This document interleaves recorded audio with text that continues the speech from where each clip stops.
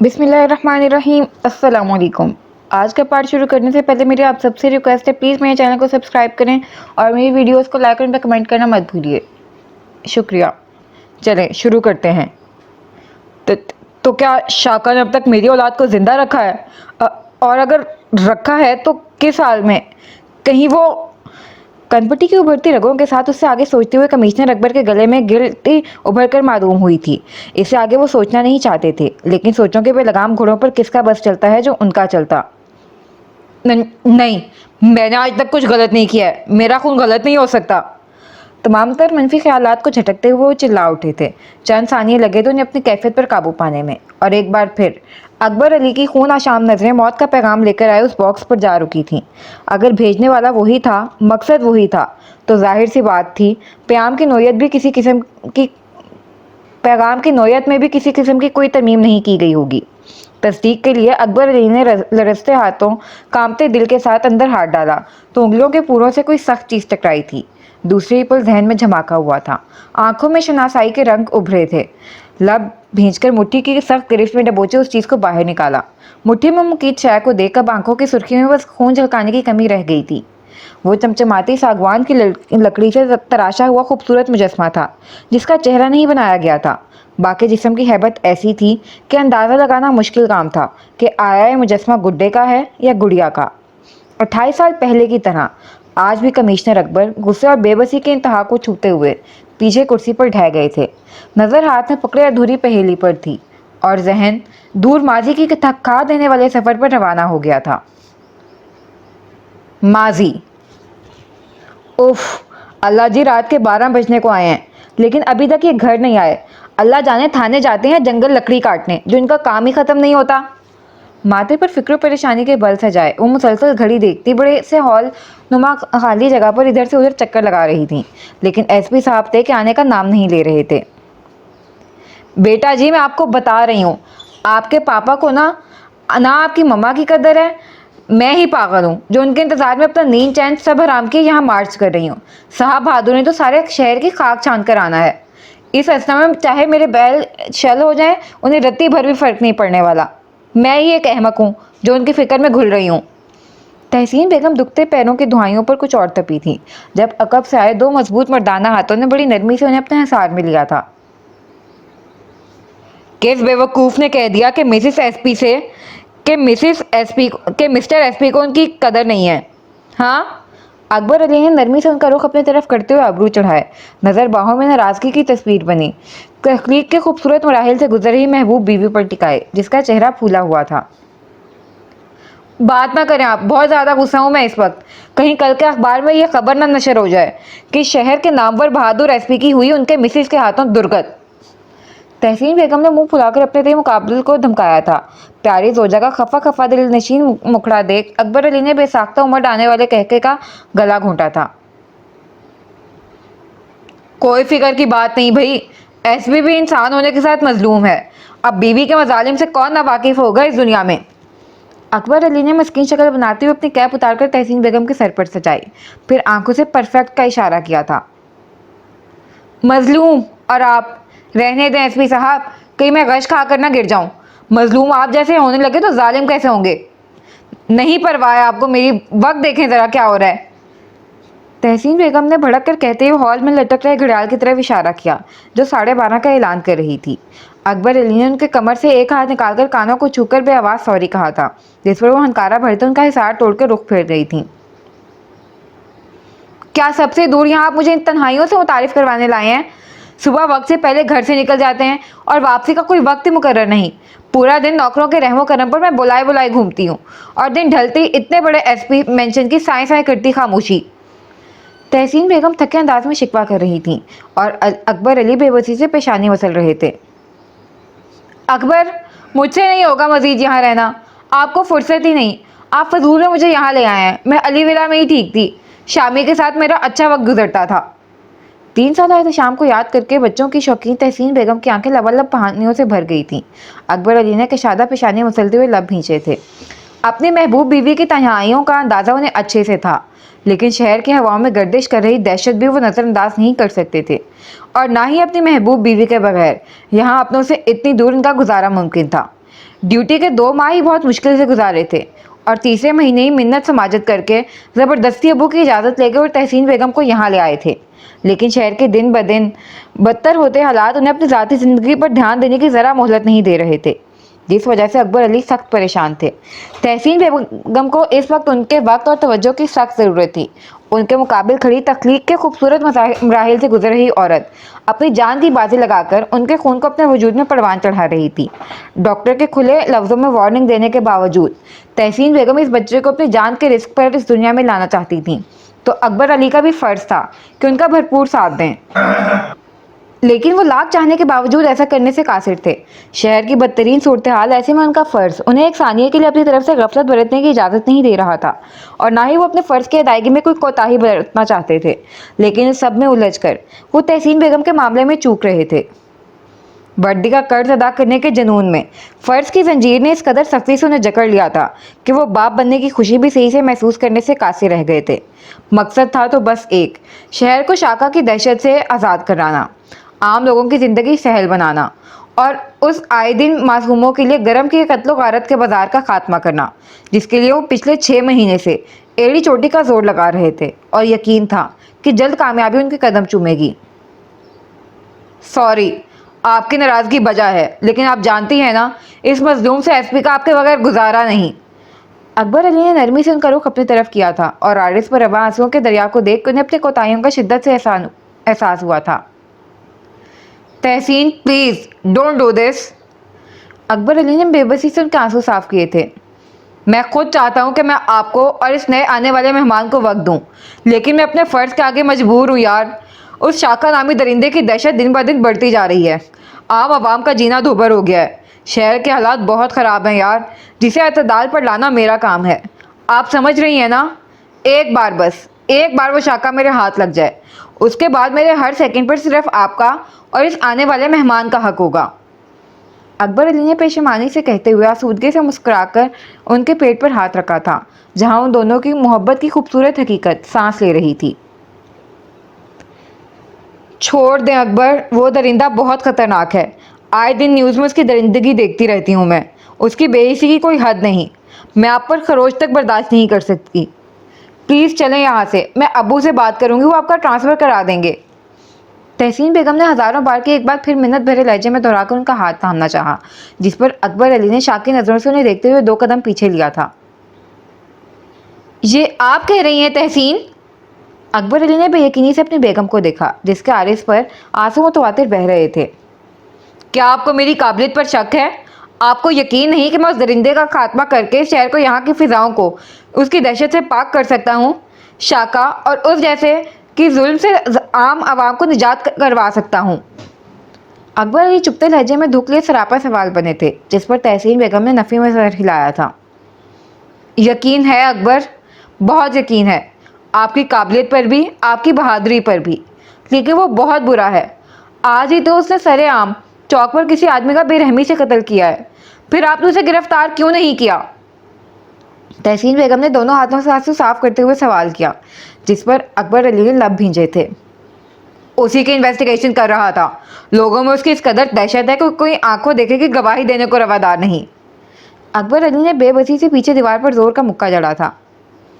मैं वही तो कह रही हूँ, वो जालिम बहुत आपसे पहले न जाने कितने सरकारी अहदेदारों के साथ क्या क्या कर चुका है। मैं आपको, आगे के अल्फाज गले में फंसे नमकीन गोले ने निगल लिए थे। अकबर अली ने हाथ बढ़ाकर नरमी से उन्हें अपने हिसार में लिया था। मैं अपनी मंजिल के बहुत करीब हूँ तहसीन। लोगों को बहुत सी उम्मीदें दिलाई हैं। इस तरह उनकी उम्मीदों का दिया बुझाकर नहीं जा सकता। ना ही बुज़दिल हूँ जो बुराई से डरकर कदम पीछे ले लूँ। और आप देखना, बहुत जल्द मैं अपनी मंजिल दाग लूँगा। अकबर अली आंखों में एक जनून लिए उनकी पीठ से हिलाते हुए नरमी से बोले। शाका अब उनकी जिद बन चुका था, जिसे हर हाल में वो उसके अंजाम तक पहुँचाना चाहते थे। और एक बात पहले भी कह चुका हूँ, आज फिर दोहरा रहा हूँ, आपको आराम की सख्त ज़रूरत है। इसलिए आइंदा से आप मुझे मेरी मुंतज़िर नज़र ना आएँ। वक्त पर डिनर करके आराम करें, समझ आ रही है? अकबर अली ने थोड़ी पकड़ के रोब से पूछा, जिस पर वो मुंह बसूरते इस बात में सर हिला गई थी, क्योंकि यह तो तय था, जब तक अकबर अली उनके पहलू में नहीं होते थे, नींद की देवी उनके दरवाजे खटखटाने वाली नहीं थी। अब अगला सीन। अकबर अली पेशानी पर सिलवटें लिए अपने ऑफिस में बैठे थे। सामने पूरे टेबल पर फाइल्स का अंबार लगा था। हर फाइल पर मुजरिम की जगह शाका के किसी न किसी खास या आम बंदे का नाम दर्ज था, लेकिन शाका का नाम नजर नहीं आ रहा था। जुर्म की दुनिया में शाका ने इस तरह अपनी धाक बिठा रखी थी कि हर फितने की जड़ से जुड़ने के बावजूद उसके गिरेबान को दबोचने कोई सिरा अकबर अली के हाथ नहीं आ रहा था। ना ही कोई खौफ के ना ही कोई उसके खिलाफ गवाही देने को रवादार था। कौन सा ऐसा जुर्म था जो शेर खोकर उर्फ शाका से चूक गया हो, लेकिन हाथ वो कभी पुलिस के नहीं आया था। बहुत हाथ पैर मारने पर कई बार उसके बंदे हाथ लगे थे, लेकिन वफादारी के ऐसे मुंह बोलते सबूत थे कि फांसी का फंदा गले में डालने को तैयार थे, लेकिन हलक से शाका के खिलाफ एक लफ्ज बरामद करने को रवादार नहीं थे। कब तक शाका, आखिर कब तक तू इस शहर के जर्रे जर्रे को मैंने अपनी समात और बसारत बना दिया है? कब तक तुम मेरी नज़रों में धूल झोंकते रहोगे? अब तो मेरी भी जिद है, रंगे हाथों तुझे हथकड़ी पहना के तेरे अंजाम की तरफ रवाना करूंगा। अकबर अली तसव्वुर में शाका से मुखातिब करते हुए कुर्राए जब दरवाजे पर दस्तक हुई थी। दस्तक की आवाज़ पर अपने तासुरात ठीक करने के बाद मुंतजिर को इजाज़त देते अपनी जगह सीधे होकर बैठ गए। जब असलम नावी हवलदार अऊल जलूल हुलिये में सतरंगी शर्ट पहने आदमी को लेकर अंदर आया था। मुकाबिल को देख अकबर अली का कशादा पेशानी पर नागवारी के बलों में इजाफा हुआ था। हवलदार असलम, किसे हवलदार में डालना है, किसे ऑफिस में लाना है? क्या ये तफरीक भी आप भूल चुके हैं? अकबर अली के करख्त अंदाज में किए गए सवाल पर हवलदार असलम ने वहीं खड़े होकर सैल्यूट मारा था। माजरत सर जी, लेकिन ये आपसे मुलाकात का ख्वाहिशमंद था। मैंने इसे बहुत समझाया, लेकिन ये मान नहीं रहा था, तो मजबूरन। उस आगे के अल्फाज अकबर अली के उठे हाथ ने रोक दिए थे। आप जाएं, बाकी मैं इनसे मालूम कर लूँगा कि शाका के साले को उसके सबसे बड़े दुश्मन एसपी अकबर अली से कौन सी ज़रूरत आन पड़ी है। अकबर अली के बेलचक अंदाज पर हवलदार दोबारा सलामी पेशी करता उल्टे कदम लौट गया था और अकबर अली अपनी चेयर छोड़कर नपे तुले कदम उठाता सतरंगी शर्ट में बिखरे बड़े बाल, गली में सोने की मोटी मोटी चेन, उंगलियों में सोने की रंग बिरंगी पत्थर जड़े अंगूठी पहने गुंडे के मुकाबले आए थे। मुलाकात की नौयत बयान करें आप। आपके पास सिर्फ 10 मिनट हैं। अकबर अली ने घड़ी की तरफ इशारा किया था, जिस पर मुकाबिल ने रांगवारी से घड़ी पर नजर डाली, फिर उस मगरूर मगर निडर एसपी को देखा जो पहला सरकारी ओहदेदार था जो शाका के इलाके में टिक गया था, वो भी 6 महीने। अपन का नाम रंगा है, पेशा तो आप जानते हैं पैदाइशी गुंडा हूँ, लेकिन अपन की बहन अपन जैसी बिल्कुल नहीं। वो बहुत अच्छी पढ़ी लिखी लड़की है। अपन ने बेशक उसके हलक में हराम उतारा है, हराम कमाई से इसको पढ़ाया लिखाया है, लेकिन अपन की बहन बहुत अच्छी है। वो अपन जैसी बिल्कुल नहीं है।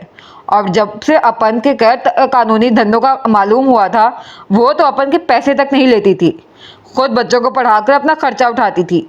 बस भाई हो तो इसलिए अपन से नफरत नहीं कर पा रही थी।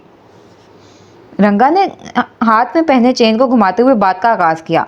लहजे में बेशक नरमी मफकूद थी, लेकिन बहन के जिक्र पर अकबर अली उसके लहजे में घुली मोहब्बत तड़प बखूबी महसूस कर सकते थे। ये तुम मुझे क्यों बता रहे हो? अकबर अली खोजती नजर रंगा के चेहरे पर टिका इस्तफहामी अंदाज में पूछ गया। क्योंकि अपन शाका से बदला लेना चाहता है, इसके लिए अपन आपकी मदद करना चाहता है। रंगा की नज़र अभी ब्रेसलेट पर ही थी। उसकी बात पर अकबर अली ने बेयकीनी से उसके झुके सर को देखा, फिर ऑफिस की खामोश फिजा में बेख्तियार कहका गूंजा। रंगा ने नागवारी के बल पेशानी पर सजाए सर उठाया था। मेरा नहीं ख्याल एसपी कि अपन ने कोई चुटकुला छोड़ा है। रंगा की नागवार तेज आवाज पर अकबर अली का कहका थमा। आवाज धीमी रखो, तुम मेरी जगह पर खड़े हो। दूसरी बात ये चुटकुला ही है। एक गुंडे का साला मेरी मदद क्यों करेगा? उसे अपनी बहन को बेवा करना है? ये बेवकूफ़ ने तुम किसी और को बनाया। मैं इन घटिया साजिशों में नहीं आने वाला। ये बात तुम अपने सरकार को लाजमी बताना। अकबर अली तमस्कर से कहते मुड़ने लगे जब रंगा उनके राह में हाइल हुआ था। अपन मजाक नहीं कर रहा है और ना अपन शौक से उसका साला बना है। शाका ने ज़बरदस्ती अपन की बहन को उठवाकर उससे निकाह किया है और अपन कुछ नहीं कर पाया। अब अपन उससे बदला लेना चाहता है और साथ एक इंसान से अपनी बहन को आज़ाद कराना चाहता है। अपन बुरा ज़रूर है, लेकिन अपनी बहन के लिए अपन को अच्छा लड़का चाहिए, गुंडा नहीं। रंगा के दो टोक अंदाज पर कुछ देर अकबर अली ने उसके चेहरे को जांचती नजरों की गिरफ्त में लिया। उस शोबे में आने के बाद रोजाना नित नए लोगों से उनका पाला पड़ता रहता था। इतने लोगों से मिलते मिलाते चेहरा पढ़ने के हुनर तो वो सीख ही गए थे। रंगा की आंखों में अपनी बहन के लिए मोहब्बत, तड़प और शाका के लिए इंतकाम के भड़कते शोले वो बखूबी देख सकते थे। कैसे मदद करोगे तुम मेरी? अकबर अली के आवाज पर रंगा ने गले की चेन को घुमाया, जैसे कह रहा हो ये हुई ना काम की बात। आज से ठीक 1 हफ्ते बाद शाका की बहुत बड़ी डील होने वाली है गोरों के साथ पास वाले बंदरगाह में, और अगर ये माल दूसरे मुल्क पहुंच गया तो समझो शाका ने मैदान मार लिया। इस मौके को कैसे इस्तेमाल करना है ये आप बेहतर जानते होंगे। बाकी सब में आपको जहां कहीं अपन की जितनी मदद चाहिए अपन हाजिर है। बस शर्त इतनी ही है कि अपन की बहन महफूज होनी चाहिए, चाहे अपन रहे या ना रहे। रंगा की बात पर अकबर अली खामोशी से उसके फैले हथेली देख रहे थे। अगर ये कोई चाल है तुम जीजा साले की, तो ये चाल तुम दोनों की जिंदगी की आखिरी चाल साबित होने वाली है। अकबर अली ने बेलचक अंदाज में खबरदार किया था। अपनी बहन की कसम एसपी, झूठी नहीं खाऊंगा। रंगा ने नागवारी से यकीन दहानी करवाई। ठीक है। अकबर अली ने सर हिलाया। जो भी था वो किस्मत आजमाना चाहते थे। अपन की बहन इस सब में नहीं पिसनी चाहिए, वो महफूज होनी चाहिए। रंगा ने मरने से पहले फिर अपनी शर्त दोहराई थी, जिस पर अकबर अली ने सिर्फ सर हिलाया था। अब अगला सीन। क्या हो रहा है भाई? अकबर अली ने गार्डन में चहलकदमी कर रही तहसीन बेगम के बिल्कुल करीब आकर सरगोशी की थी, जिस पर अपने ख्यालों में गुम मुस्कुरा रही तहसीन बेगम अपनी जगह उछली तो पड़ी थी। रिलैक्स यार, मैं हूँ आपका सरताज।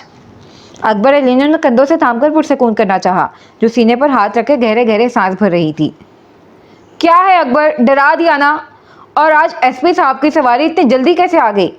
तहसीन बेगम ने कमर पर हाथ रखते हुए खोजती नजरों से अपने मजाजी खुदा को देखा था, जिन्होंने पिछले 1 हफ्ते से कोई अलग ही रूटीन सेट की हुई थी। घर तो शाजो नादिर ही नजर आते थे। सुबह जॉगिंग के साथ जो बिना नाश्ता किए घर से रवानगी लेते, तो रात न जाने किस पहर वापसी होती थी। यार देर से आऊँ तो नाराजगी, शिकवे गिले, और अगर जल्दी आऊँ तो ताने, सवाल, इन्वेस्टिगेशन। मतलब बंदा जाए तो जाए कहाँ? कमिश्नर अकबर अच्छे मूड में थे, तभी आंखों में शरारती चमक लिए मस्कीन शक्ल बना के मजलूमियत से बोले। कोई हल नहीं है एसपी साहब आपका। तहसीन बेगम ने आंखें सुकेड़ कर तासुब से उन्हें देखा, जो आज कुछ ज्यादा ही अच्छे मूड में नजर आ रहे थे। हल तो बहुत है बेगम साहिबा, लेकिन उस सबके लिए वक्त दरकार है। चले आए, आज आपके साथ चहलकदमी करते हैं। अकबर अली ने शूज उतार कर अपनी मजबूत हथेली में उनका हाथ थामते हुए सॉक्स में मुकीद कदम नरम घास पर रखते आगे बढ़ने लगे। तहसीन बेगम भी हौले से मुस्कुराती कदम उठाने लगी थी। डॉक्टर के पास गई थी आप कल? अकबर अली ने हवा से उड़े उनके नीला आंचल को उनके कंधे पर दुरुस्त करते हुए पूछा। तहसीन बेगम ने किया था, क्योंकि अभी सख्त किस्म का एतराज आने वाला था। मुझे क्यों नहीं बताया? अकेली क्यों गई? हस्ब तवक्को खफगी से भरपूर सवाल हुआ था। आप घर कब होते हैं एसपी साहब? अब ये ना कहिएगा कि मसरूफियत थी, यूँ भी मेरा कोई इरादा नहीं था जाने का, बस यूँ ही घर बोर हो रही थी तो सोचा अस्पताल ही घूमाऊँ। तहसीन बेगम ने कंधे अचकाए। आप फ्री हैं तहसीन, आपकी इस बोरियत दूर करने के तरीके पर। अपनी ज़ौजा मोहतरमा की बोरियत दूर करने के लॉजिक पर अकबर अली अशश कर उठे थे। तो और क्या करूं? यहाँ ना कोई अपना है और ना कोई दोस्त अहबाब सहेली वगैरह, और हो भी कैसे? दो दुम चले मशटंडे जो आपने मेरे हवासों पर सवार कर रखा है।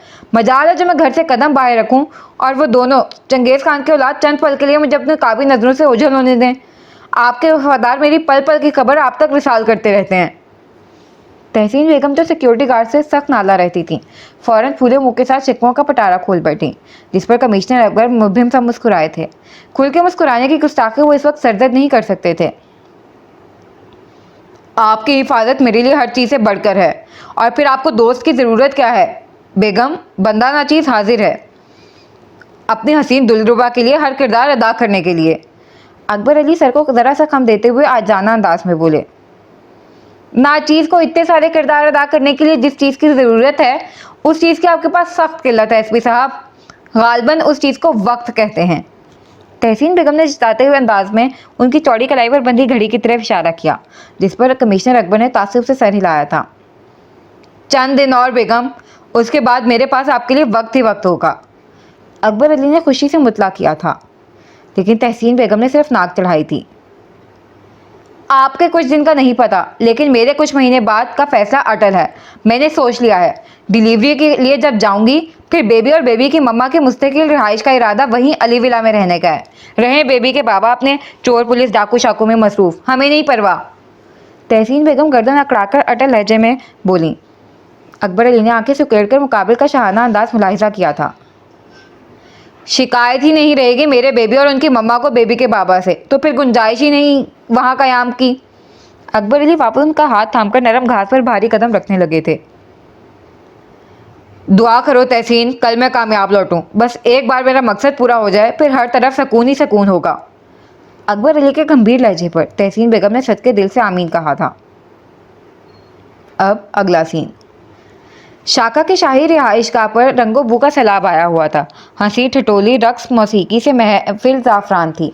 शहर के तकरीबन सभी नामवर हंसी उस जश्न में शामिल थे जो शाका ने अपने बाप बनने की खुशी में रखा था। सिवाय चंद एक शाका के बहुत ख़ास बंदों के कोई नहीं जानता था कि जश्न की आड़ में शाका क्या गुल खिलाने वाला है। और इन चंद एक हस्ती में इंतकाम की आग में झुलस रहा रंगा भी शामिल था, जो शाका के राइट हैंड के नाम से जाना जाता था। कई बार शाका के लिए अपनी जान पर खेल चुका था, लेकिन जब 3 महीने पहले शाका ने ज़बरदस्ती उसकी मासूम पाकबाज बहन पर अपनी गंदी नज़र गाड़ते हुए ज़बरदस्ती निकाह किया था, शाका के लिए उसके वफादारी के जज्बात इंतकाम के दहकते शोलों में बदल गए थे। और जब जब वो अपनी बहन की दुख दर्द कुर्ब अजियत के साथ शिकवों से भरी आंखों में देखता, इंतकाम की आग कुछ और भड़क उठती थी। बस नहीं चलता था कि शाका को भस्म कर दे। अपने अंदर भड़क रही इंतकाम की आग, जो हर गुजरते दिन के साथ आतिश शाह की शक्ल इख्तियार कर रही थी, इस इश्ताल को बार बार थपकी देकर सुलाते हुए उसे सब्र का दामन थामे रखा।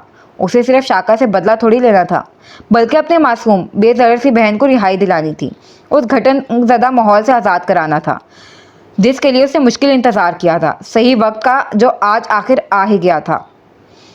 यहाँ जश्न में मदहोश शाका इस बात से बिल्कुल बेखबर था कि उसकी सालों से देखा ख्वाब, बरसों का जमा सरमाया, सब कानून के बेशबहा खजाने की तरह धंस चुका था कानून के कदमों तले, और अब उस फिरौन के गर्क होने का वक्त था। फ़ोन पर आई एसपी अकबर की डन के मैसेज पर रंगा मूंछों को ताव देता खुलकर मुस्कुराया था, जब इसकी नज़र स्याह लिबास में हुस्न मलाल से कमलाए चेहरे वीरान आंखों के साथ सीढ़ियाँ उतरी अपनी बहन पर गई थी। बेशक शाका ने उसकी बहन को रानी बनाकर रखा था, एक इशारे पर नौकरों की पूरी फौज उसकी बहन के इशारों पर किसी कठपुतली की तरह रक्स करने लगती थी, लेकिन वो जानता था उसकी पढ़ी लिखी सादगी पसंद इज्जत की झोंपड़ी में मेहनत ईमानदारी की 2 वक्त की रोटी की ख्वाहिशमंद बहन को ये ऐशो इशरत कैसे किसी जहरीले नाग की तरह डस रहे होंगे। कैसी हो बहना? रंगा भारी कदम उठाता एक कोने में खड़ी अपनी बहन नजमा की तरफ बढ़ा था। रंगा के सवाल पर नजमा ने इस्तेज़ाया निगाहें उठाई थीं। जिसका आप जैसा भाई हो वो बहन कैसी हो सकती है? नजमा के धीमे लहजे में किए गए सवाल में क्या ना था, दुख, दर्द, अजियत, सबसे ज़्यादा बेबसी, जिस पर रंगा ने लब खींचे थे। अपन जानता है तू बहुत अच्छी है और अपन बहुत बुरा। तेरी यही बदकिस्मती है कि तू अपन की बहन है, लेकिन तू फिक्र नहीं कर, तेरा भाई बुरा ज़रूर है, लेकिन अब मज़ीद तेरे साथ कुछ बुरा होने नहीं देगा। रंगा ने हौले से उसका हाथ थामना चाहा, जिसे वो दरुस्तगी से झटक गई थी। अब और क्या बुरा होना के लिए रह गया है बाकी? बर्बाद तो मैं हो चुकी हूँ। अब तो बस इतनी सी ख्वाहिश है कि कोई आसमान से फरिश्ता उतरे और कहे कि नजमा तुझे एक खून माफ़ है, और मैं बाखुशी अपनी कोक का कत्ल कर दूँ। एक दरिंदे के खून को खुद में परवान चढ़ाकर एक और दरिंदे को जन्म देने से बेहतर है कि मैं माँ लफ्ज़ को दागदार कर दूँ। कम से कम इसी बहाने हज़ारों माओं की कोक उजड़ने से बच जाएगी। नजमा अपनी पीठ पर हाथ रखती जहर खुंदे लहजे में बोली, जिस पर रंगा ने बेसाख्ता उसके लबों पर अपना खुरदरा हाथ रखा था। ऐसे नहीं कह बहना, इस सब में इस मासूम की क्या खता, और क्या सबूत है तेरे पास कि ये बुरा ही बनेगा? क्या पता है तुझ जैसा नेक बने? रंगा हसरत से बोला, जिस पर नजमा तल्खी से मुस्कुराई थी, जब वहाँ अपने फैले वजूद मकार चेहरे के साथ पीले दांतों की नुमाइश करता शाका नमूदार हुआ था। क्या बात हो रही है भाई बहन के दरमियान, हमें भी सुनाओ। शाका बज़ाहिर मुस्कुराकर बोला था, लेकिन नजमा के बाजू में घुपती उसकी बिच्छू जैसी उंगलियां रंगा बाखूबी देख सकता था। मारे बेबसी के वो बस मुठ्ठियां भींच सका, जबकि नजमा बेहिसो हरकत खड़ी थी। जब अचानक ही बड़े से हॉल में भगदड़ मची थी। शाका नजमा को अपने साथ घसीटता सीढ़ियां फलांगते हुए जब हॉल में पहुंचा तो गुस्से की ज्यादती से उसकी रगें फूल गई थीं। क्या हो रहा है यहाँ? चुपचाप से जो जहाँ है वहीं खड़ा रहे। शाका ने इधर उधर भाग रहे लोगों पर एक नागवार नजर डालकर कमर से पिस्टल निकालकर हवाई फायर की थी, जिस पर सब अपनी अपनी जगह थम गए थे। और नजमा, उस बेचारी का हाल तो ऐसा था कि काटो तो न खून निदारत। इन्हें भागना होगा शाका साहब, वरना वो मुहावरा तो आपने भी सुन रखा होगा, घियों के साथ घन भी पिस जाते हैं। बाकी दरवाजे से रेत में अटे अबतर हालत में मौजूद शाका के खास फिरंगी मेहमानों के साथ दाखिल हुए एसपी अकबर अली की खनकती तंजिया आवाज पर शाका के आसपास खतरे का अलार्म बुरी तरह झुंझुना उठा था। तुम, शाका ने नजमा पर गिरफ्त करते हुए 3 फिरंगी मेहमानों का बुरी तरह कॉलर दबोच रहे बारूदी अफसर के बीच एसपी अकबर अली को शाकी नजरों से देखा। असलम भाई, दूसरा दरवाज़ा खोल दो ताकि फ़िलहाल तकरीब में शामिल तमाम घन का किरदार अदा करे मोअज़्ज़िज़ हज़रात अपने घर की राह ले सकें और हमारा सारा ध्यान घियों की तरफ मबदूल रहे। शाकी नज़रों पर अकबर अली ने तमस्कर से पास खड़े हवलदार को इशारा किया, जो सरपट भागकर दूसरा दरवाज़ा खोल चुका था और पल के पल में हॉल बिल्कुल खाली हो चुका था।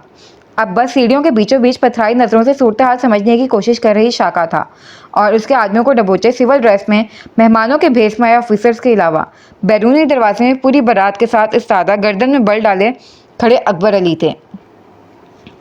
हाँ, शेर खोकर उर्फ शाका, तुम्ही ने कहा था ना जिस दिन सबूत हो तो शाका के आशियाने पर उसका बसेरा बदलने चले आना। अब बस तैयार हो जाओ, तुम्हारे साथ बोर्ड सबूत और 3 ट्रक गवाहों के साथ पूरी बारात लेकर तुम्हारा ठिकाना बदलने आया हूँ। पहचान तो लिया होगा तुमने अपने इन परदेसी मेहमानों को। अकबर अली ने कॉलर से पकड़ के एक फिरंगी को उसके सामने धक्का दिया था, जिस पर शाका फौरन होश में आया था। तुमने एसपी, शाका भिपर के आगे बढ़ा जब अकबर अली ने मुंह पर उंगली रखते हुए खामोश रहने का इशारा किया था। कोई फायदा नहीं, 3 बजे तुम्हारी बंदरगाह के पास वाले गोडाउन पर पड़ी रेड 6 बजे मतलब 3 घंटे में ख़त्म हो चुकी है। अब वक्त रात के 8 हो रहे हैं। ये दरमियान के 2 घंटे में तो मैंने अपनी टीम के साथ जश्न और सबूत इकट्ठा करने में बस यूं ही बर्बाद कर दिए। अकबर अली ने आराम से इंकशाफ के पहाड़ तोड़कर शाका के तन बदन में आग लगाया था, फिर इत्मीनान से कमर से हथकड़ी निकालकर दबेश कालीन पर बाहरी फाते कदम रखते शाका की तरफ बढ़े थे। शाका के तमाम पुलिस के शिकंजे में मुकीत मचटंडे फड़फड़ा कर रह गए थे। शाका के दिमाग में अचानक हुए धमाके पर उसने अपनी मतलाशी नजरें आसपास दौड़ाईं। तलाश खंबे से टेक लगाए लबों पर कमीनी मुस्कुराहट सजाए रंगा पर ख़त्म हुई थी, जिसकी आंखों की मक्कारी ने शाका के रगों में शरारे भर दिए थे और अगले ही पल बाजू के शिकंजे में पथराई बेजान गुड़िया जैसी नजमा को धक्का देते हुए रंगा पर झपटा था। शाका को शिकंजे में लेने के लिए सरशार से आगे बढ़े अकबर अली उन दोनों को इग्नोर करते हुए बिजली की तेजी से सीढ़ियों से लड़खड़ाते नजमा की तरफ बढ़े थे, जिसकी पेशानी सीढ़ी के कोने से टकराने की वजह से खून का चश्मा उबल आया था। साले, गद्दारी की तूने, ये मुखबरी तेरी कराई हुई है, मैं तुझे छोड़ूंगा नहीं। शाका रंगा के मुंह पर पे दर पे मुक्के जड़ते हुए धाड़ा था। बस नहीं चल रहा था कि रंगा को जिंदा दरगोर कर दे। हाँ, की अपन ने गद्दारी, अब बोल तू क्या करेगा अपन के साथ? जान से मारेगा? मार दे, लेकिन क्या फायदा, कश्ती तो मैंने डबो दी। जिंदा रहे तो दोनों जेल में 7 चक्की पीसेंगे, मर गए तो कोई परवाह ही नहीं। रंगा पूरी कुव्वत से इसको देहोकर वजूद को पीछे धक्का देता तमस्कर से बोला, क्यों किया तूने ऐसा? बता, क्यों किया तूने ऐसा? शाका हलक के बल चिल्लाया था। दुनिया को फतह करने के जुनून में पागल शाका खुद को चारों तरफ से तंग घेरे में देख पागल हो रहा था। रंगा तेरा वफादार था, सारी जिंदगी अपन वफादार रहता तेरा, अगर जो तू अपन की बहन को बीच में नहीं लाता। लेकिन तूने अपन की बहन को बीच में लाकर अपनी गैरत को ललकारा और इसी ललकार में अपन ने अपनी वफादारी जलाकर भस्म कर दी। अपन को किसी भी हाल में तुझसे अपनी बहन को आज़ाद कराना था, जिसका यही एक रास्ता अपन को नजर आया और अपन ने इस रास्ते को चुन लिया। रंगा उल्टे हाथ से फटे होंठ का खून साफ करते हुए बेखौफी से बोला, बहन मतलब तुझे अपनी बहन को मुझसे मतलब शाका से आज़ादी दिलानी थी, लेकिन तू जानता है ना शाका से आज़ादी किसी सूरत नहीं मिलती है। शाका एक कदम पीछे लेते हुए पूरे सार सा मुस्कुराया और इससे पहले कि कोई उस समझता अकबर अली को धक्का देते हुए नजमा को अपनी गिरफ्त में लिया।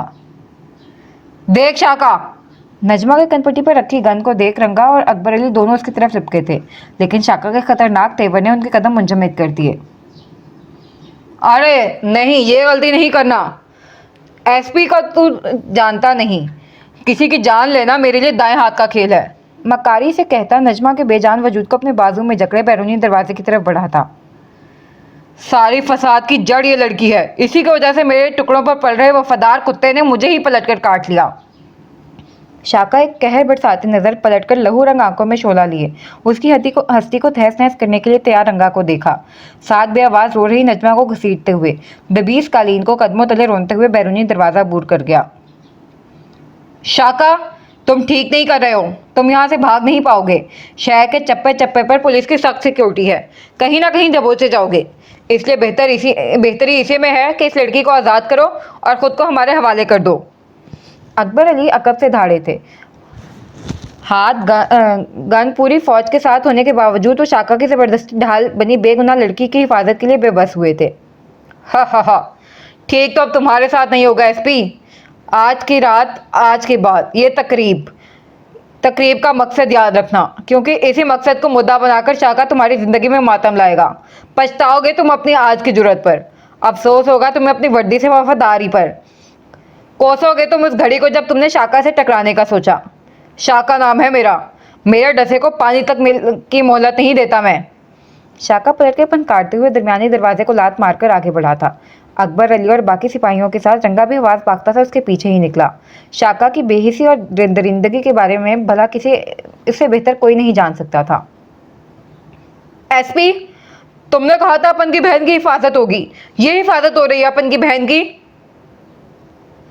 रंगा किसी बेजान गुड़िया की तरह तमाम पुलिस वालों की मौजूदगी में शाका के साथ घिसट रही अपनी बहन को देखकर गरजा था। तुम्हारी बहन की जिम्मेदारी अब भी मेरी है, फिक्र नहीं करो, सिर्फ तुम्हारी बहन के लिए मैंने अपने हाथ बांध लिए हैं। अकबर अली पलटकर नागवारी से रंगा को जवाब देने के बाद अपने मखसूस अफसर्स को खफीफ सा इशारा करते गाड़ियों की तरफ बढ़े थे, क्योंकि शाका भी अपनी गाड़ी की तरफ बढ़ रहा था। जब अभी शाका गाड़ी से चंद कदम की दूरी पर था, जब इन तमाम सूरत हाल की ताब न लाते हुए नजमा शाका के बाजू में झूल गई। ध्यान दूसरी तरफ होने की वजह से शाका बर वक्त उसे संभाल नहीं पाया और नतीजे के तौर पर नजमा बेजान होकर ज़मीन पर गिरी थी। अकबर अली मौके के फ़ायदा उठाते हुए शाका के करीब पहुंचे थे, जब इसने अपने बचाव के लिए कदमों में गिरी नजमा के पेट पर जोर की ज़रब लगाकर अकबर अली के कदमों में फेंका। बेहोश नजमा बेरहम ज़रब पर तड़प के होश में आते दर्द से चिल्ला उठी। अकबर अली हवास भागता से नजमा पर झुके थे। शाका ने मौका गनीमत जानकर गाड़ी का डोल खोलकर फुर्ती से उसमें सवार होने लगा, जब कोई तेज धार चीज़ ने उसके बाएं गाल को चीर डाला था। एसपी, तू इसे पकड़, मैं अपनी बहन को देखता हूँ। रंगा ने तड़प रही नजमा को बाहों में भरते हुए भाग रहे शाका की तरफ मुतवज्जे किया था और अकबर अली के बरवक्त फायरिंग पर शाका अपनी जगह दर्द से तड़पता ढेर हुआ था। अब अगला सीन। यहाँ अकेली क्यों बैठी हो नजमा, मुझे बुला लेती। तहसीन बेगम एसपी मेंशन के अकबी हिस्से में उदास बैठी नजमा के करीब टिकते हुए दोस्ताना अंदाज में बोली। बस यूं ही। नजमा सामने अधखुली कली पर नज़र टिकाए सादा लहजे में बोली। यूं ही क्यों भाई, कोई तो वजह होगी। तहसीन बेगम से बात करने के लिए उकसा गई, जिस पर वो तल्खी से मुस्कुराई। बेमकसद ज़िंदगी में हर चीज़ बेवजह बिला जवाज़ ही होता है मैडम जी, फिर मैं आपको क्या वजह बताऊं। नजमा अजियत से जख्मी सी मुस्कुराई, जिस पर तहसीन बेगम ने तरहम भरी नज़रों से उस मासूम ज़िंदगी से रूठी लड़की को देखा था। 2 हफ्ते पहले नजमा को अकबर अली ने एसपी मेंशन ले आए थे। उस दिन दर्द से दोबर हो रही नजमा को लेकर रंगा हवाओं से बातें करता अस्पताल पहुंचा था और तड़प रहे शाका को वहीं से गिरफ्तार करके पहले अस्पताल फिर जेल ले जाया गया, जबकि रंगा को 2 दिन बाद जब नजमा को पूरी तरह होश आ गया था तब हिरासत में लिया गया था और बेसहारा बिस्तर से लगी जीने की ख्वाहिश छोड़ चुकी नजमा को रंगा के बाद अपनी बहन बनाकर अकबर अली एसपी मेंशन ले आए थे। गो के वो आने के लिए तैयार नहीं थी, लेकिन अकबर अली जानते थे शाका जैसे बुरे लोगों के दुश्मन का कोई भरोसा नहीं होता। मकार लोग रंग बदलने में गिरगिट को भी मात दे देते हैं। ऐसे में नजमा का अकेले कहीं भी रहना खतरे से खाली नहीं था और यूं भी उन्होंने रंगा को मदद के बदले उसकी बहन को तहफ़्फ़ुज़ फराहम करने का वादा किया था और वो अपना वादा हर कीमत पर निभाने वालों में से थे। एसपी मेंशन आने के बाद तहसीन बेगम के इतना समझाने पर भी नजमा ज़िंदगी की तरफ लौटना नहीं चाहती थी। वो हर मुमकिन कोशिश करती कि उस प्यारी सी लड़की के चेहरे पर मुस्कान ले आएं, उसे ज़िंदगी के खूबसूरत रंगों से मुतारिफ कराएं, लेकिन इतनी सी उम्र में ज़िंदगी की ऐसी भयानक स्याह हकीकत उस लड़की ने देखी थी कि अब कोई रंग उस रंग को धुल नहीं पा रहा था और स्याह अंधेरे में डूबी नजमा अपने कोख से नफरत करने लगी थी, जो खुशकिस्मती से मौत के मुँह से वापस आई थी, वरना शाका के बेदर्द दरब ने कोई कसर नहीं छोड़ी थी। ऐसे क्यों कह रही हो नजमा? तुम्हारे पास इतनी खूबसूरत वजह है जीने की, इसे महसूस करो। तहसीन बेगम मुस्कुराते लहजे में नजमा की तवज्जो उसके लागर वजूद में परवान चढ़ रहे वजूद की तरफ दिला गईं, जिस पर नजमा के लबों को जख्मी मुस्कुराहट ने छुआ था। खूबसूरत वजह? नजमा ने नफरत से अपने पेट की तरफ इशारा किया। मैडम जी, खूबसूरत वजह वो है जो आपके जिस्म से जन्म लेने वाला है, क्योंकि उसकी रगों में एक फरिश्ते सिर्फ इंसान का खून दौड़ा है। मेरी कोख में एक दरिंदे का स्याह गंदा खून परवान चढ़ रहा है। ये मेरे नसीब की स्याही है, एक तबाही है। मैं पूछती हूँ, वो रब मुझ पर मेहरबान क्यों नहीं हो गया? ज़ाया क्यों नहीं हो गया ये? नजमा जहर खंदा बोलते हुए हिजानी अंदाज में चिल्लाने लगी थी, जब तहसीन बेगम ने आगे बढ़कर इसे खुद में भींचा। मैडम जी, हजारों बच्चियों के डंग में जितना जहर नहीं होता, मुझे लगता है कि मैं अपने अंदर इतना जहर भरे बैठी हूँ। रफ्ता रफ्ता ये जहर मेरी रूह में तहलील हो रहा है। मैं इसे जन्म नहीं देना चाहती। सांप का बच्चा सांप होता है, और सांप की फितरत है डसना। ये भी वैसे ही होगा, आप देखना। इसलिए ये मुझे नहीं चाहिए। तहसीन बेगम से लगी नजमा हौले हौले कांपती मनफी सोचों में घिरी नफरत से बोली। आवाज़ सरगोशी से ज़्यादा बुलंद नहीं थी, लेकिन दर्द में लिपटे लफ्ज़ नजमा की अजियत का पता दे रहे थे।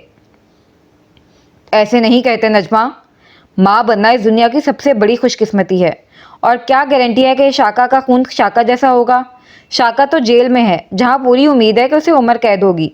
तो ऐसे में इस नन्ही सी जान की परवरिश किसकी जिम्मेदारी होगी? तुम्हारी। एक माँ चाहे तो क्या नहीं कर सकती। तुम इसे एक बामिसाल शख्सियत बना सकती हो। आखिर इसमें शाका के साथ तुम्हारा भी लहू शामिल है। नौ माँ तुम इसे अपने वजूद में सेंचने वाली हो। फिर तुम तो पढ़ी लिखी हो यार, तुम्हें ये जाहिलों वाली सोच जेब देती है क्या? आखिर में तहसीन बेगम ने नजमा को खुद से अलग करते हुए ज़रा सख्त लहजे में इस्तफसार किया। शरीफ, ये शरीफ हुआ तो अपनी पहचान के साथ इसका जीना दोबर होगा, और अगर अपने बाप की तरह शैतान हुआ तो ये दूसरों का सांस लेना मुहाल कर देगा। दोनों सूरतों में खसारा मेरा ही मुकद्दर है। नजमा तल्खी से बोली, जिस पर एक पल को तहसीन बेगम को चुप सी लग गई थी। नजमा भी अपनी जगह दुरुस्त थी। अच्छे इंसान के लिए बुरे नाम के साथ सांस लेना मुहाल होता है, जैसे नजमा का हाल है। और अगर दूसरी सूरत, कुछ नहीं होगा। मेरी दुआ है अल्लाह तुम्हें बेटी जैसी रहमत से नवाजे, और मुझे बेटे से, ताकि जिस तरह अकबर ने तुम्हें अपनी बहन बना लिया और तुम्हारी हिफाजत की जिम्मेदारी उठाई है, इसी तरह ये भी अपनी बहन की जिम्मेदारी लेकर इसे हर सर्द गर्म से बचाएगा। यूं भी तुम्हारा दूसरा महीना है और मेरा चौथा, मतलब ये दोनों बहन भाई दो माँ के छोटे बड़े होंगे। तहसीन बेगम हल्के फुल्के अंदाज में बोली, जिस पर नजमा हौले से मुस्कुराई थी। आप बहुत अच्छी हैं मैडम जी। नजमा हकीकत से तहसीन बेगम का हाथ चूम गई थी। किसी मुजरिम से मुंसलिक इंसान के साथ एक ईमानदार पुलिस वाले और इसकी बीवी का ये हुस्न सलूक काबिल रश्क था। मैं भाभी हूँ तुम्हारी, भाभी कहा करो। तहसीन बेगम ने आंखें दिखाईं, जिस पर नजमा आपके आसूदगी से मुस्कुराई थी। तहसीन बेगम के इतने प्यार से समझाने पर उसने खुद को हालात के रूह पर आज़ाद रहने के लिए छोड़ दिया था। अल्लाह आपको और भाई को हमेशा खुशो करम और महफूज रखे। हर बला और मुसीबत से आप दोनों की हिफाजत करे। नजमा ने ज़ेरे लब सदके दिल से दुआ की थी, क्योंकि 3 महीने शाका जैसे दरिंदे के साए में घुट घुट कर सांस ले रही मौत को आवाज़ दे रही नजमा को कहीं ना कहीं पूरा यकीन था कि एक बहुत बड़ी तबाही सब तबाह बर्बाद करने ज़रूर आएगी। और इसका खदशा गलत नहीं था। 6 महीने बाद एक तबाही आई थी, और अकबर अली तहसीन बेगम की खुशियों का आशियाना तहस नहस कर गई थी, और नजमा ने खुद को कहीं रोपोश कर लिया था। हाल माजी से हाल के थका देने वाले सफ़र से कमिश्नर अकबर अली की सांसें फूलने लगी थीं। तनफ़ुस को एतदाल पर लाने की जिद्दोजहद में वो कुर्सी से टेक लगाकर गहरे गहरे सांस लेने लगे थे। पूरा बदन पसीने से शराबूर था। पेशानी से पसीना पानी की तरह बह रहा था, और वो थे कि सीने पर हाथ रखे तेज़ तनफ़ुसी निज़ाम पर काबू पाने की कोशिश में हलकान थे। आखिर 28 साल के तवील तरीन अरसे से ये गमे राज अपने सीने में छुपाए बैठे थे, लाख बहादुर से ही, लेकिन थे तो इंसान ही। दिल का जख्म कुरेदा जाए तो खून तो रसता ही है, और जब खून रसे तो दर्द होना तो लाजिम है। एक इंसान अपनी कुव्वत बर्दाश्त आखिर कब तक आजमा सकता है? कभी ना कभी कहीं ना कहीं तो टूटता ज़रूर है। बिखरने पर किसी मेहरबान के समेटने की उम्मीद होती है, लेकिन उनकी बेबसी कि वो अपना दर्द बयान करने से कासिर थे, क्योंकि वो अपने सीने का बोझ उतार फेंकने के लिए, अपनी अजियत से छुटकारा हासिल करने के लिए अपने अपनों का सीना दर्द से नहीं भरना चाहते थे। इसलिए दर्द को सीने पर दबाकर लबों पर सच्ची खुशी की छप दिखाना उन्होंने इन गुजरे सालों में सीख लिया था। लेकिन आज कमिश्नर अकबर वापस उस पजल बॉक्स को देखकर अपनी ज़िंदगी में दूसरी मर्तबा बिखरे थे। बदकिस्मती का आलम यह था कि आज भी वो तन्हा ही थे। जलती आंखों ने वापस माजी का वो भयानक बाप दोहराना शुरू किया था, जिसे सोचकर उनकी रूह परवास होने लगी थी। माजी। अस्पताल के कॉरिडोर में पिछले 1 घंटे से वो बेचैनी से इधर से उधर चक्कर लगा रहे थे। पैर अब शल होने लगे थे, लेकिन उन्हें परवाह ही कोई नहीं थी। इस वक्त अगर इन्हें किसी चीज़ की फिक्र थी तो वो थी इनकी ज़िंदगी, जो अंदर ज़िंदगी और मौत की जंग लड़ रही थी, इनके वजूद के हिस्से को जन्म देने के लिए। महज इनकी दुनिया आबाद करने के लिए वो अजीम औरत अपना जीवन वारने को तैयार थी। जब्त की शिद्दत से उनकी आंखें गुलाल हो गईं। बस नहीं चल रहा था कि अंदर जाकर अपनी मताए हयात को उस दर्द से निजात दिला दें, लेकिन अफसोस, सद अफसोस, बेबसी ही बेबसी थी। अकबर अली, अल्लाह बेहतर करने वाला है, आप वहाँ बैठ जाएं, इंशाल्लाह सब ठीक होगा। अपने वालिद के मजबूत हाथ और मुस्तहकम अंदाज पर उन्होंने सिर्फ सर को जंबिश दी थी, लेकिन जब तक वो दर्द में थी खुद को आराम देने का सोच भी नहीं सकते थे। अकबर बैठ जाओ, कब तक यहाँ खड़े रहोगे? अल्लाह पर भरोसा रखो, सब बेहतर होगा। अतहर अली ने उन्हें शानों से थामकर ज़बरदस्ती बेंच पर बिठाया था। अभी उन्हें बैठे बामुश्किल चंद मिनट गुजरे थे जब ऑपरेशन थिएटर का दरवाज़ा खुला और परेशान चेहरे के साथ माथे पर पसीना लिए हिरासत से डॉक्टर बरामद हुई थी। डॉक्टर, हुआ क्या है? वो ठीक तो है ना? अकबर अली बेताबी के आलम में एक ही जुस्त में डॉक्टर के सर पर पहुंचे, जो नज़र ज़मीन पर गाड़े शायद अल्फाज तरतीब दे रही थी। डॉक्टर, हमने पूछा है क्या हुआ है? डॉक्टर की खामोशी पर अकबर अली धाड़े थे, क्योंकि यह खामोशी उन्हें हज़ारों खदशों में घेर रही थी। आई एम सो सॉरी, हम आपके बच्चे को नहीं बचा पाए। लेडी डॉक्टर की पश्त से नमदार हुए मेल डॉक्टर ने बात संभालते हुए सबकी समात पर धमाका किया था, जिससे अचानक ही कॉरिडोर में खामोशी छा गई थी। गहरा सन्नाटा। मेरी वाइफ? काफ़ी देर बाद अकबर अली की फंसी फंसी आवाज़ बरामद हुई थी। She is fine now. Doctor की इतला पर जहां अकबर अली के तड़पते दिल के गोशे में सुकून उतरा था, वहीं औलाद को खोने पर दिल का दूसरा हिस्सा मातम कना था।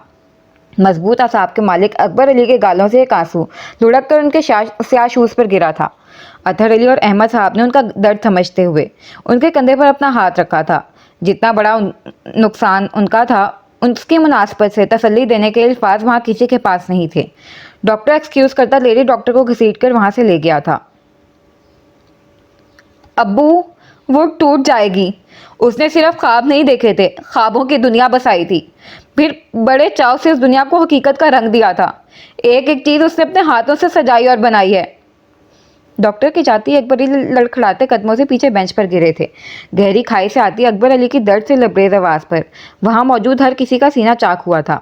तहसीन बेगम के खुशी से तमतमाते ममता के नूर से मुनव्वर चेहरा आंखों में लहराया तो नजमा ने बेसाख्ता मुंह पर हाथ रखकर खुद को बुलंद आवाज़ में उस प्यारी सी लड़की के बिखरे अरमानों पर मातम करने से बाज रखा था। तहसीन बेगम को रूम में शिफ्ट कर दिया गया।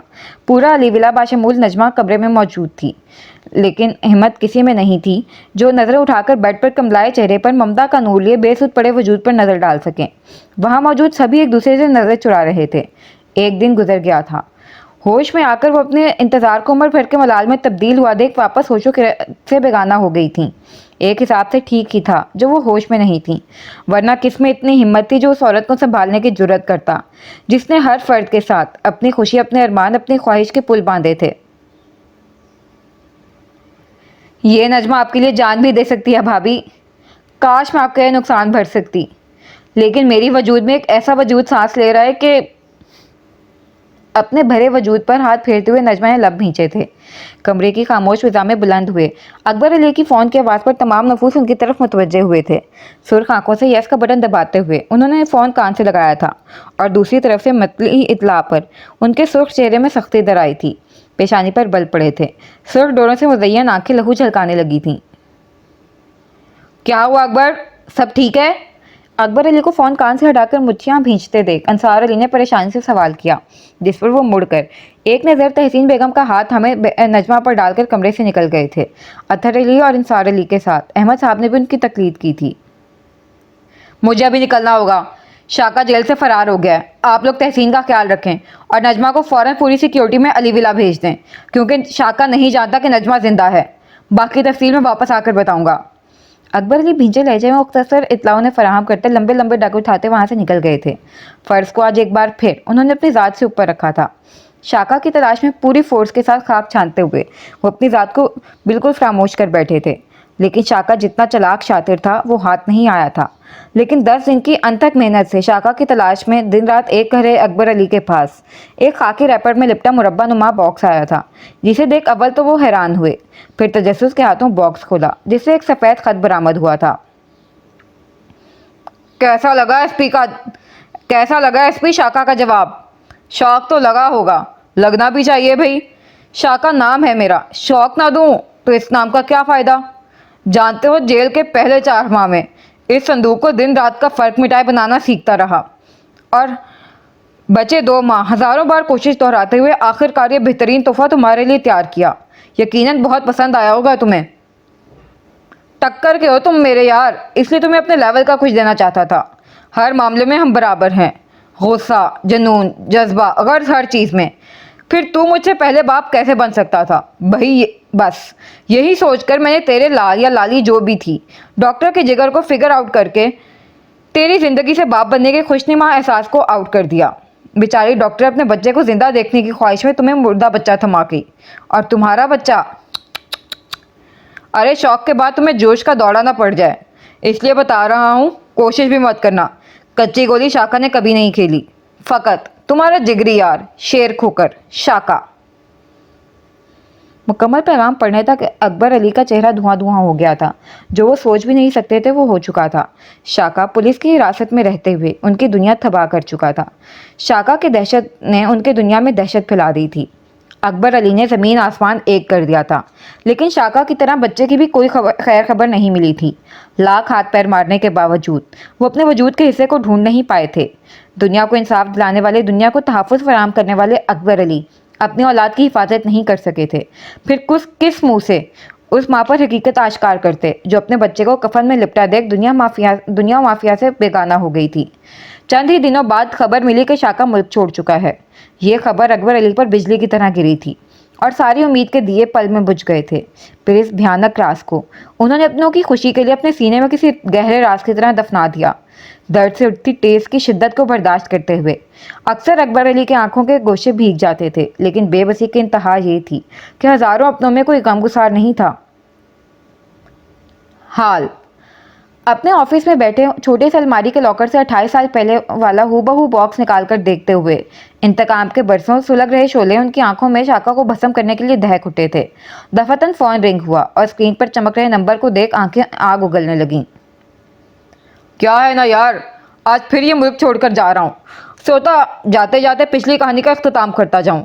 अब कब आना हो, क्योंकि हाथ तो मैंने तुम्हारे आना नहीं है, इसलिए शौक से शाखा को शिकंजे में लेने की एक और नाकाम कोशिश कर लो। वो क्या है ना यार, तुम्हारी बेबसी, तुम्हारी लाचारी, तुम्हारी नारसाई मुझे बड़ा मज़ा देती है। पहुंच जाओ वहाँ जहाँ तुम्हें यकीन है कि शाका शिकार कर रहा होगा। चंद घंटे ही हैं तुम्हारे पास। वैसे एक बात बता दूं, जंगल के शेर का शिकार करने में और शाका का शिकार करने में ज़मीन आसमान का फ़र्क है। हा हा हा हा। शाका के तमस्कर भरे अल्फाज के बाद लगाए गए बेहंगम कहके पर कमिश्नर अकबर की रगें तनी थीं। फिर जब बोले तो लफ्ज़ कम, फंकार ललकार ज़्यादा थे। ये चंद घंटे मैंने तुझे दिए, भाग सकता है तो भाग, क्योंकि जहाँ तेरी दौड़ ख़त्म होगी वहाँ आकर तेरी गर्दन दबोचूंगा, क्योंकि तेरा सामना एक फ़र्ज के पुजारी बाप से होने वाला है। कमिश्नर अकबर ने फनकारते लहजे में शाका की दी गई मुद्दत मोहलत की सूरत उसी के मुंह पर मारते हुए खुद फ़ोन काट दिया था। बॉक्स को टेबल पर रखकर साइड ड्रॉर से रिवॉल्वर निकालकर ऑफिस से निकलते चले गए। इन्हें पूरा यकीन था शाका किस बिल में दुबका बैठा बुज़दिलों की तरह उन्हें गीदड़ भभकियाँ दे रहा था, लेकिन वो भी अकबर अली थे। शेर की खाल में छुपे बुज़दिल मकार गीदड़ को खुद बिल से बाहर निकालने का हुनर जानते थे। अब अगला सीन। तुम्हारी ज़ात से जुड़ी इतनी बड़ी हकीकत को मैं अपने सीने में दफन करके मनो मट्टी तले दफन नहीं होना चाहती थी, तभी आज तुम पर आश्कार करती। यकीन करो हिबा, तुम एक बेहतरीन माँ की बेटी हो और तुम अपनी माँ पर ही गई हो। आशियाना की हेड, जिसे सब मदर कहते थे, उनकी आवाज़ समाज से टकराई तो उसने ज़ोर से आंखें मीचते हुए कानों पर हाथ जमाया था। जब अपनी तलाश में गुमनाम हिबा ने ज़मीन आसमान एक कर दिया था, हज़ारों दुआएं की थीं, तब नाकामी के सिवा कुछ हाथ नहीं आया था, कोई सिरा हाथ नहीं लगा था। फिर थक कर उसने अपनी इस ज़िंदगी की हकीकत को तस्लीम कर लिया था। जब उसने सारी कश्तियाँ जलाकर खुद को तूफ़ान के हवाले कर दिया, तब उसकी ज़ात से जुड़ी भयानक हकीकत मुजस्सम आईना बने उसका मुंह चढ़ाने मंदिर पर लहराने लगी थी। कितना खुश थी वो अस्पताल से निकलते वक्त, किसी टीनेजर की तरह इतनी सारी शॉपिंग की थी महज शाम की गलत फहमी दूर करने के लिए, उसे समझाने के लिए कि तुम डॉक्टर हिबा की ज़िंदगी की वाहिद शख्सियत हो जिस पर हिबा ने पहली मुलाकात से ना चाहते हुए भी एतबार किया है। तुम ही वो ख़ास इंसान हो जिसका वो ताहयात आंखें बंद करके यकीन करना चाहती है। इस सितमगर को वो मनाना चाहती थी जिसकी नाराज़गी डॉक्टर हिबा के लिए सुहाने रूह थी, जिसकी खामोशी हिबा की दुनिया में वीरानी बनकर उतरी थी। और इस नाराज़गी गलत फहमी की दीवार को अगर एक खूबसूरत आगाज़ करना चाहती थी, लेकिन अचानक आशाने से आए फ़ोन कॉल ने सब तबाह कर दिया था। और अब भरी दोपहर आग उगलते सूरज की परवाह किए बगैर उजड़ी हालत में बिखरे वजूद के साथ वीरान पार्क में बैठी भीगी आंखों से अपना एहतसाब कर रही थी। उन सुर्ख आंखों में क्या नहीं था, दुख, दर्द, तकलीफ, अजियत। क्या थी उसकी ज़ात बचपन से। यतीम का टैग लगाए घूमने वाली हिबा को जब उसकी असली पहचान मिली तो वो खुद से नज़रें मिलाने के काबिल नहीं रही थी। कराहियत महसूस हो रही थी उसे अपने ही वजूद से। सही तो गुमनाम कर गई थी उसकी माँ, एक गुंडे दरिंदे का खून कहलाने से लाख गुना बेहतर था कि वो गुमनाम होती। लेकिन किस्मत की सितम ज़रीफ़ी कि हकीकत क़यामत का रूप धारे उसे उसके पुरसकून ज़िंदगी में तलातुम मचा गई थी। उसकी खुशियों से सजे गहवारे में आग लगाकर उसे खाक कर गई थी। समाज से टकरा रही बार बार मदर की आवाज़ सूर्य इस्राफील से कम ना थी। वो अचानक नाजिल हुए उस गम के पहाड़ पर मातम कना थी जब पीछे किसी की आहट महसूस हुई। इससे पहले कि वो मुड़कर कुछ देखती या समझती, किसी ने मुंह पर रुमाल रखा था और वो होशो किरत से बेगाना हो गई थी। और अब जब आंख खुली तो खुद को एक अंधेरी तंग बदबूदार कोठरी में कैद पाया था। सूखे लबों पर जुबान फेरते हुए भारी पपोटों का बामुश्किल खोलकर इर्द गिर्द का जायजा लिया, लेकिन वहां सिवाय अंधेरे के कुछ नजर नहीं आया था। ऐसा इसलिए था क्योंकि ना सिर्फ इसके हाथ पश्त पर बंधे थे बल्कि आंखों पर भी काली पट्टी बांधी गई थी, लेकिन कान खुले थे जिसे वो बाहर से आ रही तेज आवाजें सुन रही थी। लेकिन दिमाग इतना भारी हो रहा था कि ये शोरों गम समाज पर हथौड़े की तरह बरस रहे थे। दफातन दरवाज़ा खुला, कदमों की धमक से माहौल का सकवट टूटा था। कौन कौन है यहाँ? मुझे खोलो। रस्सी में बेरहमी से जकड़े हाथ पर सरसरा रहे उंगलियों की हरकत पर हिबा का हलक खुश्क हुआ था। दरअसली आवाज़ में बामुश्किल वो चीखी थी, लेकिन मुकाबिल ने बिना कुछ कहे उसकी आंखों से पट्टी हटा दी। पट्टी के हटते ही हिबा सुन पैरों के साथ लड़खड़ाती दीवार से लगी थी। भारी घूमते सर को थामते हुए उसने खौफजदा नजरों से मुकाबिल को देखना चाहा, लेकिन आंखें अभी अंधेरे से मानूस नहीं हुई थीं। देखो कौन हो तुम? मुझे जाने दो। हिबा चंद कदम की दूरी पर खड़े देवहिकल वजूद को देखकर आवाज खोने लगी थी जब मुकाबिल की भारी मुस्तकम आवाज समाज से टकराई। इतना समझ लें, आपका खैर ख्वाह हूं, अब चलें यहाँ से। मुकाबिल की भारी आवाज के साथ भारी कदमों की चाप पर हिबा का दिल सुकड़ के फैला था।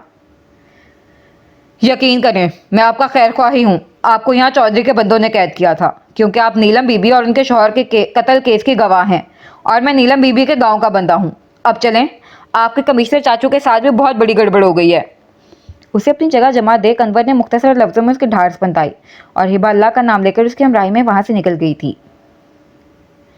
अब अगला सीन। सर, हमारा यकीन करें, हमने कुछ नहीं किया। चौधरी को हार्ट अटैक हुआ था। हम उसे पूरी सिक्योरिटी में अस्पताल लेकर गए थे। वार्ड के बाहर भी हमारे सिपाही तैनात थे, लेकिन न जाने कैसे वो वहां से भागने में कामयाब हो गया। मातहत ऑफिसर और सलान की गैदो गजब से सुर्ख हुई आंखें देख मुश्किल अपनी बात मुकम्मल कर पाया था। मसला ही सारा यही है कि तुम लोगों ने कुछ किया ही नहीं। वार्ड के बाहर चने बेच रहे थे तुम लोग, जो तुम्हारी नाक के नीचे से चौधरी फरार हो गया। अरसलान धाड़ते हुए अपने मातहत की तरफ झपटा था, जिस पर हशाम और अहान ने बामुश्किल उस भिपरे हुए शेर को काबू करते हुए घसीट के पुलिस स्टेशन से बाहर निकाला था। अरसलान, काम डाउन, अपना आपा मत खो। जो होना था वो हो चुका है। ये वक्त हाइपर होने का नहीं, संजीदगी से सोचने का है, एक्शन लेने का है। मैंने तमाम थानों और चेक नाकों वगैरह पर इतला कर दी है। ज़्यादा देर वो हमसे चुप नहीं पाएगा। कल कोर्ट में पेशी है, इसलिए उसने ये घटिया हरकत की है। अहान अपने अंदर के इश्ताल को दबाते हुए तहम्मुल से बोला, जबकि चंद कदम की दूरी पर खड़े शाम का बस नहीं चल रहा था कि ज़मीन खोदकर चौधरी को निकाले, जिसने उसकी इज्जत पर हाथ डालने जैसा जुर्म किया था, जिसने उसके बेटे को अपनी माँ से दूर रखने जैसा नाकाबिल माफ़ी गुनाह किया था। कैसे काम डाउन रहूं भाई? सोबी को देखा है, भाभी के बगैर कैसे बेचैन हो रहा है। बच्चा है, लेकिन उसे भी अंदाजा है कि उसकी माँ कब उसके पास होती है। दिन भर मामा लोगों के साथ मस्तियां करने वाले नन्हे शहजादे की शाम ढले से मासूम नजरें दरवाजे पर टिकी हैं, और आप कह रहे हैं कि मैं टेम्पर लूज ना करूं। अरसलान गाड़ी की बोनट पर हाथ मारता भींची आवाज में दहाड़ा था। घर से निकलने से पहले सुबान का बेचैन होकर बार बार बैरूनी दरवाजे को देखते हुए मम्मा की गर्दान करने वाला मंजर आंखों से ओझल नहीं हो रहा था, जिससे अरसलान के अंदर लावा भरना लगा था। मेरे ख्याल में अब हमें मजीद वक्त ज़ाया किए बगैर चाचू से बात करनी चाहिए। वो कॉल नहीं ले रहे हैं तो नज़दीकी कमिश्नर ऑफिस है, वहाँ चलते हैं। हशाम सुर्ख आंखों को रगड़ता गाड़ी की तरफ बढ़ा था। दोनों के गाड़ी में बैठते ही गाड़ी पूरी रफ्तार से भगाते हुए वो लोग कमिश्नर ऑफिस पहुंचे। ऑफिस के अंदर दाखिल होने पर कमिश्नर अकबर तो नहीं मिले, अलबत्ता 2 पजल बॉक्स देखकर तीनों का पहले से उलझा दिमाग कुछ और उलझन का शिकार हुआ था। भाई, अब ये कौन सी पहेली है? अरसलान ने दोनों बॉक्स से बिल्कुल एक ही हैबत और जसामत का तराशा हुआ लकड़ी का मुजस्मा निकालकर उलट पुलट करते हुए दोनों को देखा। इस पहेली से ज्यादा कमिश्नर सर की जिंदगी और रेपुटेशन इंपॉर्टेंट है हमारे लिए। कब से आई संजीदा आवाज पर तीनों ने रुख मोड़ के देखा, जहां निराली को दबोचे परवाज खड़ी थी। क्या मतलब है आपका? चाचू को क्या हुआ है? तीनों एक ही जश्न में परवाज तक पहुंचे थे, जिसने निराली का हाथ मरोड़ के पीठ से लगाया हुआ था। आई रियली डोंट नो कैसे, लेकिन शाका ने कमिश्नर सर के खिलाफ बहुत बड़ी साजिश रची है। बंदरगाह पर आज शाका बहुत बड़ी डील करने के बाद वापस मुल्क छोड़ने का इरादा रखता है और कमिश्नर सर से अपना पुराना बदला निकालने के लिए इसने उन्हें वहां बंदरगाह पर बुलवाया है। मीडिया को अगर इसकी जरा सी भी भनक लग गई तो आप लोग अंदाजा नहीं लगा सकते क्या हो सकता है। परवाज ने मचल रही निराले को काबू करते हुए सबकी समात पर धमाका किया था। ये आपको कैसे मालूम हुआ और इसे क्यों शिकंजे में लिया हुआ है? अरसलान ने निराली की तरफ इशारा करते हुए इस्तफसार किया। हम सहाफत से मुंसलिक शख्सियतों के हर तरह के लोगों से ताल्लुक़ होते हैं।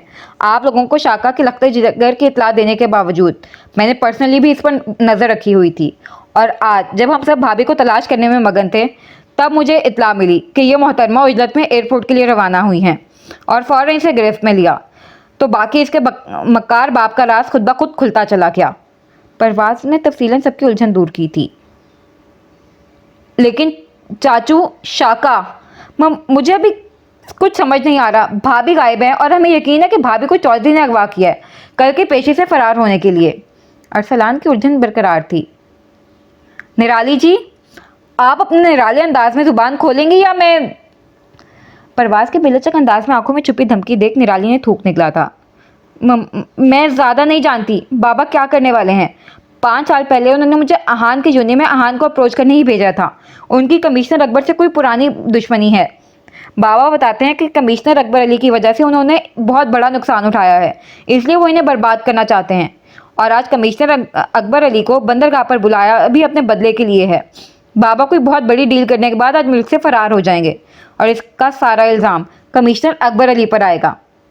निराली परवाज की सख्त नज़रों पर थूक निकलती बामुश्किल अपनी बात मुकम्मल कर पाई थी, और इसकी बात सुनकर वहाँ खड़े तीनों वजूद का बस नहीं चल रहा था कि शाका को भस्म कर दें या जिंदा ज़मीन में गाड़ दें, जिसने उनके जान से प्यारे अपने वर्दी से वफादार फ़र्ज के लिए हर हद से गुजर जाने वाले चाचू के खिलाफ इतनी घिनौनी साजिश रची थी। एक और बात, भाभी बिल्कुल सेफ़ हैं। चौधरी के ख़ास बंदे पर मेरी और अनवर की बहुत पहले से नज़र थी, और आज सुबह जब रफ़ीक दलाल और उसका बेटा शीदा मशकूक अंदाज में चोरी छुपे गांव से निकलते देखे गए, अनवर ने मुझे तभी मुतवक्के गड़बड़ का आगाह कर दिया था। लेकिन उस वक्त आप लोगों के इल्म में कुछ भी लाना कबल वक्त होता, इसलिए अनवर ने उन दोनों पर कड़ी नज़र रखी हुई थी, और नतीजा तवक्को के ऐन मुताबिक निकला। उन दोनों की दुर्गत बनाकर अनवर ने उन्हें मकामी थाने में फेंक दिया है और चौधरी को जान कर छोड़ दिया है, ताकि कुत्ते के जरिए कुत्ते के मालिक के गिरबान तक पहुंच सकें। रही बात भाभी की, तो वो महफूज हैं और बंदरगाह के लिए चौधरी के ताकुब में निकले हैं दोनों। परवाज ने दोबारा बिना किसी झोल के तफसील से सबको तसल्ली दी। परवाज और अनवर की जहानत में जहाँ अरसलान आहान अंगुश्ते बनिंदा थे, वहीं हिबा की खैरियत का सुनकर हशाम के दिल में ढेरों सुकून उतरा था। लेकिन डॉक्टर उस बंदे के साथ क्यों गई हैं? वो घर क्यों नहीं पहुंची? हशाम ने उलझ कर सवाल किया। ये तो मैं भी नहीं जानती, क्योंकि अनवर से सही से बात नहीं हो पा रही है। वो जल्द पहुंचने के चक्कर में जंगल के शॉर्टकट से जा रहे हैं, तो सिग्नल प्रॉब्लम हो रहा है। लेकिन आप फिक्र नहीं करें, अनवर काबिल एतबार बंदा है। हशाम के पेशानी के बलों को देख परवाज ने अनवर की तरफ से मुतमिन करना चाहा। इन सारी बातों का यहाँ कोई फ़ायदा नहीं, क्योंकि इस वक्त चाचू और चाचू की बरसों की कमाई, मेहनत से कमाई इज्जत हमारे लिए ज़्यादा ज़रूरी है। अरसलान, तुम बाबा को मुतला करो इस सबसे, और हशाम तुम चाचू को। परवाज इन मोहतरमा को लेकर गाड़ी में आए। अब शाका के शतरंज में कुछ मोहरे हम भी खेलकर गेम का दी एंड करते हैं। अहा निराली पर कहर बरसाती नजर डालकर पुरअज़म कदम उठाता ग्लास डोर की तरफ बढ़ा था। उसकी हिदायत पर अमल करते सब उसके साथ ही वहां से निकले थे।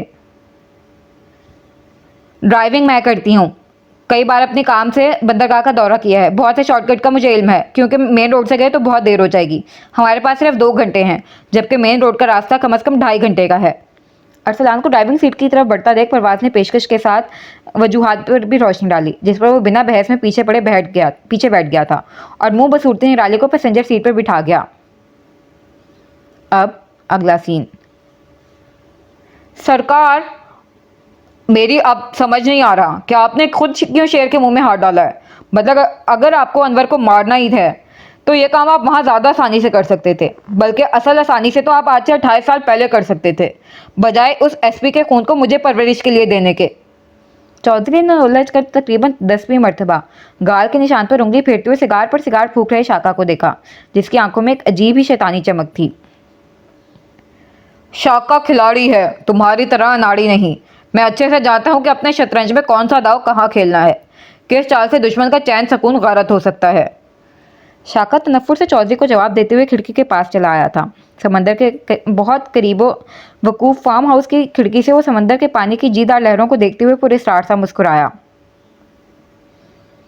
उस एसपी से बहुत से हिसाब निकलते हैं मेरे। तुम्हें लगता है उसे उसके बचपन के बिछड़े बच्चे से मिलाने जैसा सवाब शाका करेगा? वो बच्चा तो मैंने उसका सुकूनो गारत करने के लिए उठाया था, और जो एक बार शाका ने उठा लिया फिर उसे वो वापस नहीं रखता। और आज तो अपने यार को मैंने दूसरा हार्ट अटैक देने बुलाया है। बड़ा शौक है ना उसे अपनी ईमानदारी और वर्दी का वफादार बनने की, तो आज उसकी वफादारी पर ऐसी कारी ज़रब लगेगी कि डूब मरने को चुल्लो भर पानी तक मैसर नहीं होगा। 28 साल पहले अपनी मंजिल के इतने करीब पहुंचे शाका को उसने मुंह के बल ज़मीन पर पटका था। अब मैं उसे उसका जवाब दूंगा, ताकि वो भी समझ सके कि जब मेहनत से हासिल की गई मंजिल छिन जाए तो कैसा लगता है। यूं भी इज्जत के भूखे ईमानदार लोग बेइज्जती का जनाजा उठने से पहले ही कफन में लिपट जाते हैं। हा हा हा हा। शाका शैतानियत से कहका लगाकर वह मौजूद नफूस पर कपकपी तारी कर रहा था। सरकार, गड़बड़ हो गई है, आपको अभी निकलना होगा। अचानक हड़बड़ी में दाखिल हुए अपने आदमी को देख शाका की पेशानी पर नागवारी के बलनम उदार हुए थे। क्यों फौत हो रहे हो? अभी तो शाम के 7 बजे हैं, हमें आधे घंटे से रवाना होना है।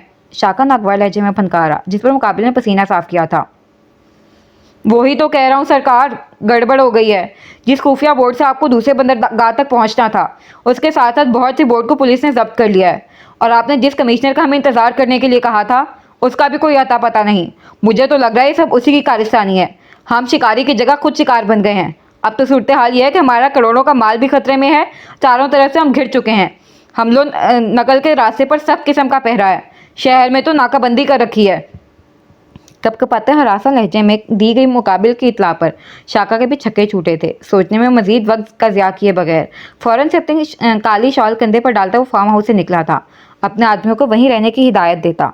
एक बार फिर जान है तो जहान है के मकूले पर अमल पैरा अपनी फिक्र में निकल गया था। अपने इंतकामी मंसूबे पर अमल आवरी करते हुए उसने जहन में सिर्फ एक ही बात रखी थी कि हर बाप की तरह अकबर अली को भी अपनी औलाद की ज़िंदगी हर चीज़ से अव्वल होगी, और वो किसी भी किस्म की हिमाकत करे बगैर निहत्ता उसके जाल में फंस जाएगा। लेकिन सारे मंसूबे को तरतीब देते हुए उन्हें हायत ही अहम कड़ी जो फरामोश कर गया था, वो था कमिश्नर अकबर अली की अपनी वर्दी को लेकर वफादारी, अपने फ़र्ज को लेकर जुनून, अकबर अली की अपनी औलाद को लेकर तड़प को अकबर अली की कमज़ोरी समझने जैसी बड़ी हिमाकत करके शाका अपने पैर पर खुद कुल्हाड़ी मार चुका था। शाका अपने गिर्द काली शॉल में लिपटे बड़ी सी चादर से अपना चेहरा छुपाए लंबे लंबे डग उठाता है, तराफ में मोहतात नजर डालते हुए एक सिमत में बढ़ रहा था, क्योंकि अपनी खुदगर्ज फितरत से मजबूर शाका के लिए इस वक्त अपनी जान बचाना सबसे अहम था। उसके लिए ज़रूरी था कि उसका जल्द अज जल्द इस सरजमीन से अपने आप को किसी महफूज मकाम तक पहुंचाना, क्योंकि हालात उसकी तवक्को से ज़्यादा ख़राब हो गए थे। शहर में रोपोश होने की जगह ही नहीं रही थी। पिछली बार अकबर अली को उसने धोखे से मात दी थी, लेकिन इस बार अकबर अली ने डंके की चोट पर इस खेल का अख्ताम किया था। शाम का सुरमई आंचल मुकम्मल माहौल पर काबिज था। राहगीर की सहूलत के लिए जगह जगह लगे स्ट्रीट पोल्स में पीले बल्ब रोशन कर दिए गए थे। वो तदरीज अपनी रफ्तार में इजाफा करता बंदरगाह के उस हिस्से में पहुंच गया था जहां पुरानी खराब बोर्ड रखी हुई थी। चारों तरफ गंद का ढेर फैला हुआ था। चंद एक लोग जो इधर उधर होते थे वो भी शाम ढले रवाना हो गए थे। वो अपने हदफ पर पहुंचकर एक पुरसकून सांस फिजा के सपोर्ट करता पेशानी से पसीना साफ करते हुए किनारे पर ठहरे जंग आलूद बोर्ड की तरफ बढ़ा, जब किसी ने भारी हाथ उसके कंधे पर रखा था। अच्छा हुआ तुम खुद वक्त पर चले आए। मुझे आज फिर 28 साल बाद तुम्हारी ज़रूरत है। कीमत आज भी मुंह मांगी मिलेगी। काम सिर्फ अगली बंदरगाह तक है। तुम भी जानते हो इस वक्त मेरी मदद के अलावा तुम्हारे पास कोई नहीं कर सकता, और ना ही ये काम तुमसे बेहतर कोई कर सकता है। शाका भारी मुतमिन मगर पूरे एतमाद आवाज़ में बोला। 28 साल पहले की कहानी तो दोहराने आया हूँ। अकब से आई भारी नफुर भरी आवाज़ पर शाका को झटका लगा। बेयकीनी के आलम में जैसे ही रुख मोड़ा, लहू रंग आंखों से खुद को टुकड़ों में बांटने के लिए तैयार अनवर को देखकर हलक खुश्क हुआ था। तुम? शाका का दिमाग अनवर की गैज़ो गज़ब से सुर्ख हुई आंखें देख इस कदर माऊफ हुआ था कि हवास साथ छोड़ने लगे थे। तुम्हें क्या लगा था शाका, 28 साल बाद भी कहानी का पस मंज़र वही रहेगा? तुम सब सफाई करके निकल जाओगे और पीछे लोग हाथ मलते रह जाएंगे। गलत फहमी है शाका तुम्हारी। सुन तो रखा होगा कि बाप का अधूरे काम बेटा मुकम्मल करता है। अनवर शाका को शानों से थामे वापस पीली रोशनी में निहाय सिमट के ट्रैक पर ले आया था, और इसके इंकशाफ पर शाका तो शाका, पीछे खड़ी हिबा और अभी शाका के ताक़ुब में आए कमिश्नर अकबर अली तक अंगुश्ते बंदिंदा थे। 4 साल पहले ही चौधरी के मरते हुए बूढ़े चौकीदार ने मुझ पर इंकशाफ का पहाड़ तोड़ा था कि मैं किसी ईमानदार एसपी का बेटा हूँ। तब से इंतकाम की आग में झुलस रहा हूँ, क्योंकि नाम पता वो बूढ़ा चौकीदार भी नहीं जानता मेरे बाप का, सिवाय तेरे और चौधरी के। और आज चौधरी ने 2 हाथ खाने के बाद सारी हकीकत से न सिर्फ पर्दा उठाया, बल्कि मेरे कहने पर तुम्हारे हरकतों सकनात पर नज़र रखने और मुझे खबर देने यहाँ भी तेरे कदमों में टपक पड़ा। बाकी का खेल तो तेरी समझ आ ही गया होगा। कमीना है ना तू? अनवर उसकी शाकी नज़रों को देख गर्दन से झटका देता हुआ बोला, लेकिन अगले पल शाका ने उसे धक्का देते हुए उसकी जेब से पिस्टल निकालकर चेहरे पर शैतानी चमक लिए पीछे हुआ था। सही वक्त पर कहानी का खुलासा हुआ है। देखो कमिश्नर, तुम्हारा खून जो अब तुम्हारी नज़रों के सामने खून खून होगा। शाका ने कहने के साथ ही ट्रिगर दबाया था और सब इतना आनंद फानन हुआ कि गोली अनवर के बाजू को चीर गई और वो करहा के 2 कदम पीछे हुआ। हिबा की चीख गूंजी थी बंदरगाह के उस सुनसान गोशे में, जबकि कमिश्नर अकबर भिपड़े शेर की तरह शाका पर झपटे थे। अगले पल दोनों गुत्थम गुत्ता हो गए थे। हिबा दौड़ के अनवर के पास आई थी, जो इतने करीब से गोली लगने की वजह से जबड़े भींचे कमिश्नर अकबर की तरफ बढ़ने लगा था, लेकिन शाका पर बुरी तरह टूट पड़े अकबर अली की धाड़ ने उसके कदम जकड़ दिए थे। कोई बीच में मुदाखलत नहीं करेगा, जंग मेरी है। अकबर अली शाका पर बराबर ज़रबे लगा रहे थे। शाका भी अपने आप आज़ाद करता भरपूर कार्रवाई कर रहा था, जबकि हिबा वहशत ज़दादी से अपने बाप को देख रही थी, जिसके दरिंदगी की कहानी वो बहुत सुन चुकी थी इन दिनों अली विला में। लेकिन अपने बाप का मकरूह चेहरा देख उसे अपने वजूद से घिन आने लगी थी। नहीं कमिश्नर, तूने मेरे इलाके में घुसकर मेरी ही नकील कसने की कोशिश की थी, जो अब तो तुझे देना था। शाका कमिश्नर अकबर पर गालिब आता चिंगाड़ती आवाज़ बोलने के साथ उनके पेट में सरप लगा गया। अनवर खून आलूद बाजू को झटका देता उस पर लिपका, लेकिन कमिश्नर अकबर की दरुस्त आवाज़ ने वापस उसके कदमों को हुक्म की जंजीरों से जकड़ दिया था। मैंने कहा इंतकाम मेरा है। कमिश्नर अकबर शाका पर गालिब आए थे। नहीं एसपी, इंतकाम मेरा है। तेरी वजह से मैंने बहुत कुछ गंवाया। सिर्फ तेरी वजह से मेरे वफादार ने मुझसे गद्दारी की। तेरी ही वजह से मैं अपनी बीवी और बच्चे का कातिल बना। तूने मेरी बरसों की जमा पूंजी को खाक में मिला दिया। तेरी वजह से शाका शेर खोकर जेल गया। तो सुकून में कैसे रह सकता था तू? तेरा सुकून बर्बाद करने की तो मैं उसी दिन में ठान चुका था। शाका एक बार फिर कमिश्नर अकबर पर गालिब था। अब की बार अनवर ने झपटते हुए शाका को अपने गिरफ्त में लिया था। नहीं। कमिश्नर अकबर का उठता हाथ देख अनवर ने अपना खून आलूद हाथ उठाया था और ख़तरनाक इरादों के साथ शाका की तरफ मुतवज्जे हुआ। इसे मेरे भी बहुत से हिसाबे बाक करने हैं। मेरी ज़िंदगी के कीमती 28 साल का भुगतान भरना है। मेरी गुलामी में गुजरी यतीम मुफली ज़िंदगी का हिसाब चुकाना है। अनवर काटदार अंदाज में कहता शाका पर टूट पड़ा था। कमिश्नर अकबर अपने फटे होंठ साफ करते अनजान नज़रों से उस भिपरे हुए शेर जवान को देख रहे थे, जो खुद को उनकी औलाद के तौर पर मुतारिफ करा रहा था, जबकि हिबा फटी फटी आंखों से अपने बाप की होती इब्तर हालत देख शिद्दत से अपनी आती जाती सांसों का सिलसिला साकिन होने की दुआ कर रही थी, जब अचानक सामने मंजर बदला। अनवर के अताब का निशाना बना शाका का उसके जख्मी बाजू पर लात मारकर मौके का फायदा उठाता पीछे गिरे बंदूक की तरफ बढ़ा था, और अगले ही पल लहू लहान शाका के बदसूरत चेहरे की शैतानी चमक कूद आई थी। बदला बदला होता है मेरे यार। मेरी औलाद दुनिया में नहीं आ सकी तो तेरी भी इस दुनिया में नहीं रहेगी। हा हा हा हा। शाका अनवर की तरफ पिस्टल का रुख करता जनूनी अंदाज में पागलों की तरह कहका लगाते हुए बोला। कमिश्नर अकबर ने बर वक्त अपनी जेब टटोली, लेकिन जेब खाली देख आंखों में वहशत उतर आई थी। शाका जैसे जनूनी मुजरिम से कुछ भी तवक्को की जा सकती थी। आप ऐसा कुछ नहीं करेंगे। निस्वानी चीख नुमा आवाज पर शाका की ट्रिगर दबाती उंगली थमी थी। उसने लहजे भर को ठटक कर आवाज की सिमत देखा। टूटी बिखरी हालत में खड़ी लड़की पर नजर पड़ते ही शाका पर जैसे सत्ता तारी हुआ था। अपनी जिंदगी में आई पहली औरत से मुशाबियत और मुमासलत रखती लड़की ने शाका जैसे मक्कार के आवाज पर जरब लगाई थी। अनवर अकबर अली खुद अपनी जगह दम बखुद थे। गो कि आपने कोई कसर नहीं छोड़ी थी, लेकिन आपकी औलाद की बदकिस्मती और आपके दुश्मन की इनायत कि आज आपका गंदा खून आपके मुकाबिल अपनी वल्दियत पर शर्मिंदा खड़ी अपने वजूद से कराहियत महसूस कर रही है। हिबा लड़खड़ाती कदम उठाती बेखौफी से शाका की आंखों में झांकती हुई फासला समेटने लगी थी, जबकि एक और दिलसोज इंकशाफ पर कमिश्नर अकबर के साथ पीछे चौधरी और शाका के तमाम आदमियों को मुकामी पुलिस की हिरासत में देने के बाद अफरा तफरी में वहां पहुंचे अहान की 5 लोगों पर मुश्तमिल टीम भी शशदर अपनी जगह फत्ता गई थी। सदमा लगा ना आपको हकीकत से हम कलाम होकर? फिर मेरा सोचें, मेरी तो पूरी हस्ती ही लुट गई। जिस पहचान को बनाने के लिए मैंने अपनी पूरी जिंदगी फूंक दी, आज एक इंकशाफ ने सब तबाह करके मुझे अंदर से बिल्कुल खोखला कर दिया। हिबा दोनों हाथों से आंसू साफ करती हनूस शाका की तरफ कदम उठाती कुर्ब से बोली। शाका का मक्कार शातिर दिमाग शायद जिंदगी में पहली बार मुतगैर हुआ था। वजह यही थी कि नजमा से उसने हकीकत में मोहब्बत की थी, धौंस भरा जाहिलाना मोहब्बत ही सही, लेकिन उस औरत ने उसके सफाक दिल को फतह किया था। लेकिन मौत के डर से उसे मौत के घाट उतार आया था, और आज मुकाबिल खड़ी उसकी परछाई को देख हिलने की सकत उसमें बाकी नहीं रही थी। जिस औलाद के लिए आपने इतना फसाद किया, आज वो आपके मुकाबिल खड़ी है। सारी फसाद की जड़ खत्म करके मुझे निजात दे दें, क्योंकि अपनी रगों में दौड़ता आपका खून मैं बर्दाश्त नहीं कर सकती। इस घुटन से सिर्फ निजात आप मुझे दिला सकते हैं। इतनों की जान लेते आपका हाथ नहीं कांपे तो आज सवाल ही पैदा नहीं होता। अपनी सफाकियत का मुजाहरा करके खुदारा मुझ पर एहसान कर दें। वो बेखौफी से कहती शाका की बंदूक अपने बेदाग पेशानी पर सजाती मोतियों की बरसात महव आंखें मूंद गई थी। कुर्ब का यह आलम था कि मौत की मुंतजिर वो मुबहिम सा मुस्कुरा रही थी। उस जात से मुंसलिक इंकशाफ ने जहन पर ऐसा भयानक असर छोड़ा था कि उसका बस नहीं चल रहा था कि अपनी जान अपने हाथों से ले ले, लेकिन अब वो पुरसकून सी मुंतजिर थी। जब फिजा में बुलंद हुई ठा की आवाज़ पर पट से आंखें खोली और कनपटी से उबलती खून की धार के साथ दाएं हाथ में गन लिए लहरा के ज़मीन पर गिरते शाका को देख वो खुद भी आवाज़ खोने लगी थी। चीख पुकार शोर शराबे के बीच वो होशो खिरत से बेगाना हो गई थी।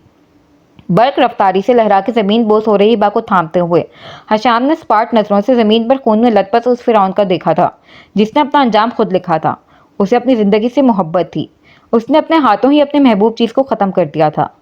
बेशक खुदा की लाठी बेआवाज है।